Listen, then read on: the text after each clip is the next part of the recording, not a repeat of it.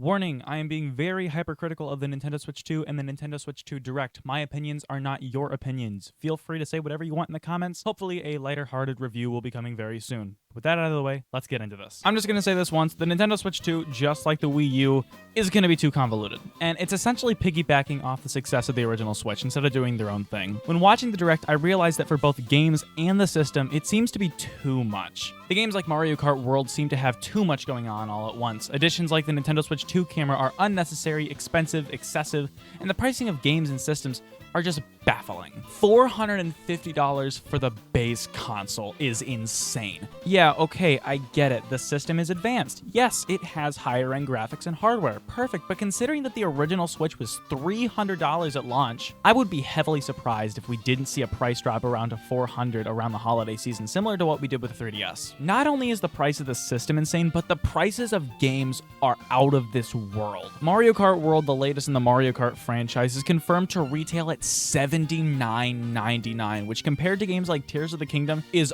awful. This really begs the question, just because the games are bigger, does that mean the games should cost way more? Now, we definitely saw a good amount of games announced, from Mario Kart World to Kirby Air Riders and even Donkey Kong Bonanza. All these games are super interesting, but today I'm going to focus on Mario Kart World, and then hopefully I'll do a later video on these other games. The new Mario Kart game looks visually spectacular, especially when you consider that the game will be running upwards of 4K at 120 frames in full HD. When we first saw Mario Kart World in the original Switch overview trailer, it looked really interesting. 24-player races seems promising, the track looks great, and character redesigns don't look too bad. Looking back on it though, Mario Kart World is really convoluted, over the top, and overall just too much for Mario Kart. The art style isn't something that you'd associate with Mario Kart. For me, I think of like a Western style, which isn't something that I really associate with the franchise at all. Thankfully, we've finally got some justice for Waluigi and the cow from Moo Moo Meadows, as both playable characters will be available. I'm not really sure why we have a cow as a drivable character in Mario Kart. I think I saw like a skullfish somewhere on there. Overall, the game is just all over the place. The characters are random. The tracks look great, but at the same time, man, online is gonna be awful. Moving on to accessories, who could have guessed the Nintendo Switch camera? It's unnecessary to a disgusting degree. Not only is Nintendo's online already awful and glitchy, but now you're multi-streaming upwards of 4 different consoles, and everyone is playing at the same time. Nintendo is basically doing a knockoff and worse version of Discord. What could be worse than this? I can't think of much. Something that I saw online is that somebody pointed out that the cameras on the Nintendo Switch are taking up a very good amount of the screen size. They theorized, hey, the lag could be so bad that they're really just trying to shove the camera as much as they possibly can. And as we know, Nintendo, they'd market it as something stupid like, oh, you're being able to connect with your friends a little bit more. Hey, I wonder how that turns out. Oh, and by the way, the camera is $50. Don't know why. That is like an insane price for a random Nintendo Switch camera, especially considering that it doesn't have, a microphone. The microphone is on the console itself.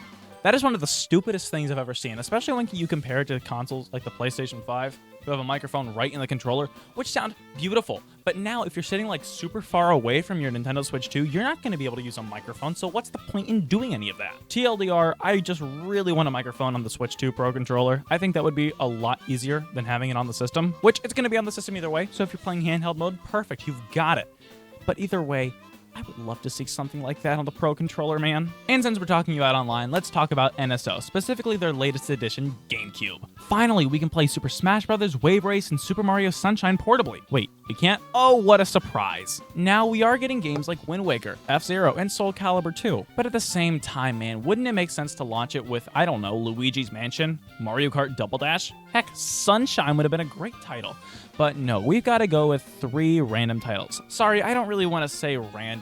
Wind Waker is a really good game. I love it to death. But at the same time, man, I really don't know many people who played Soul Calibur 2. And F-Zero, while it's a great game, I would have much rathered Mario Kart Double Dash. Am I a little bit biased since Double Dash is my favorite Mario Kart game? Possibly, but that's besides the point. Overall, the Nintendo Switch 2 is shaping up to be the most expensive, convoluted, and questionable console launches in recent history. It has potential, but right now it seems like Nintendo is more focused on adding unnecessary gimmicks and overcomplicating what made the original Switch great. If they don't listen to the community, we could see history repeat itself just like what happened with the Wii U. So let me know what you think down in the comments below. Stay tuned to the Gaming Corner podcast for all future news, announcements, and updates, as I have been your host, Josiah. We'll catch y'all on the next level.